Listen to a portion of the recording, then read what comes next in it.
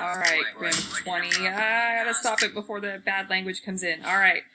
So, yeah, I'm bored in the house. I'm in the house full. You are too, probably. Hi, let's knock out chapter 14. Treatment and programs within a prison. Woohoo! Alright, let's go. What is the purpose of treatment programs in a prison? Oh, my daughter is sane in the next room. But anyways, keeps inmates occupied, obviously. What do they say? Idle hands are the hands of the devil? I don't know, something like that. But if you don't have anything to do, it might be more likely that you might be trying to think of ways to be bad. So keep them busy. Give them hope. That's definitely something to try and motivate inmates in a correctional facility.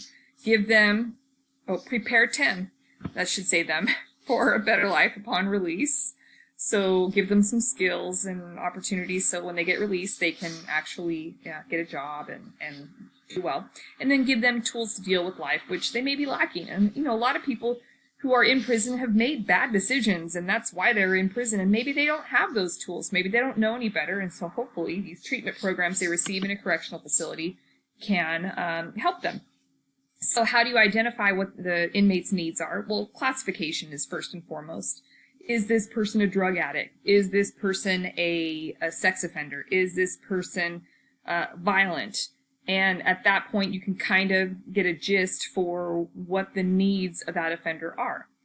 Reception centers, I love how that sounds. It sounds so nice. But basically, this is a facility where inmates go for a couple months so that a correctional, I think they call them correctional counselors, can review their files, meet with them, and then figure out which correctional facility best suits their needs. Like, if you are, again, a drug addict, maybe you're going to go to a facility that has a lot of additional services for drug addiction. The nature of the offense, again, that's if someone molested a child, then obviously that person probably needs some sex offender treatment. And then also sometimes the inmate can request certain types of treatment or services. That doesn't mean they're going to get it, but they can request it. So types of programs, vocational, so they can learn how to do maybe a trade. They can become barbers. They can become welders, electricians, things like that. Educational, so they can get college credits, high school diploma, GED, things like that. Mental health services, substance abuse services, parenting, that's a big one because, coming out of prison and having not been with your kids for a significant period of time, that can be pretty rough. Anger management, sex offender treatment, work programs, religious programs, or recreational programs. And by recreational programs, they actually have like football teams and stuff like that. So anyways, these are some types of programs. Prison industries. Okay, so it used to be that prisoners were used to do work. And really the time that this was most important was during World War I and World War II, when a lot of the able-bodied men in the United States were being drafted and forced to go fight for our country. Well, we didn't have a lot of men left in the country to do work, so we turned to the prisons, and the prisoners were doing things like manufacturing, like field work, things like that, which seems like a good thing, but there are some drawbacks to that.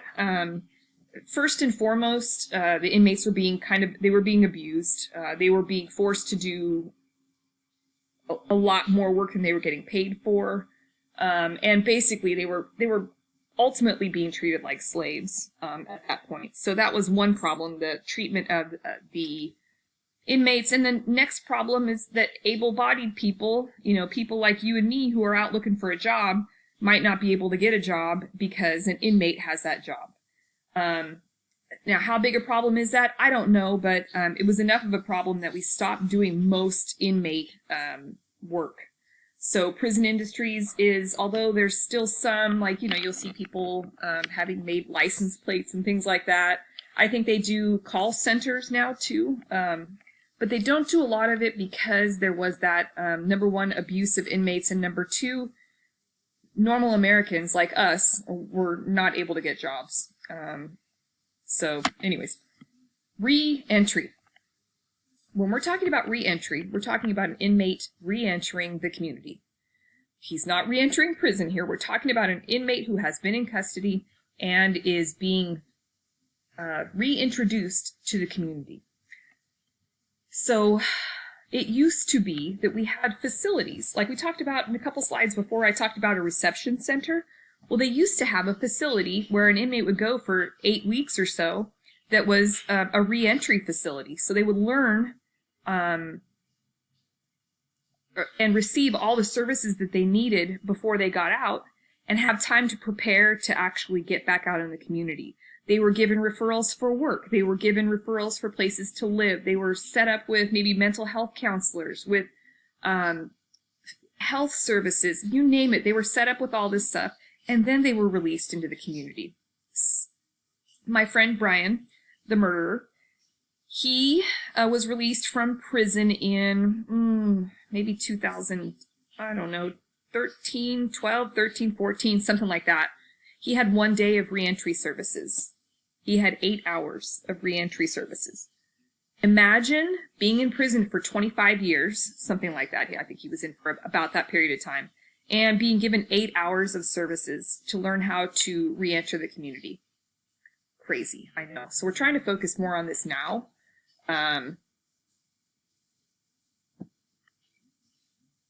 Yeah. Oh, that's it. All right. Well, that wasn't bad.